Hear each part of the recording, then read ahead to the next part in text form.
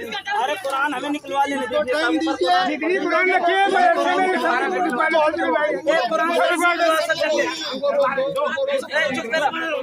कुरान शरीफ निकलवा, कुरान शरीफ निकलवा। ये कहाँ से निकली है? ये यही पड़ी थी, दबी थी।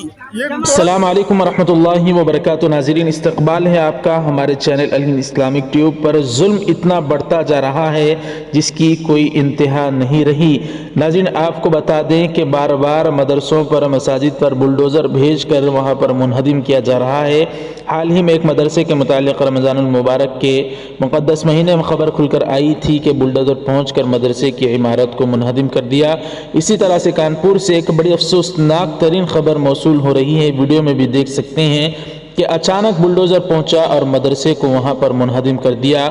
इतना ही नहीं नाज़रीन, बल्कि कुरान पाक को भी वहां पर निकालने से, और मदरसे के ज़िम्मेदारों को अगर कहा जाता तो सबसे पहले कुरान पाक को अपने पास महफूज कर लेते, लेकिन इतनी भी मोहलत और मौका नहीं दिया गया। माअज़ल्लाह कुरान पाक की बेहुरमती की गई। नाज़रीन, मदरसे के ज़िम्मेदार जल्द से जल्द वहाँ पहुँच कर कुरान पाक को अपनी हिफाजत में लेने की कोशिश कर रहे हैं। ज़रूर ये जुल्म जो किया जा रहा है नाज़रीन इकराम, बड़ा ही अफसोसनाक मकाम अब हमें देखने को मिल रहा है कि इस तरह से कार्रवाई बुलडोज़र के ज़रिए से की जा रही है। बहरहाल दोस्तों, बड़ी अफसोसनाक तरीन खबरें हैं कि मदरसों पर अचानक बुलडोज़र पहुँच रहा है और मुनहदिम किया जा रहा है।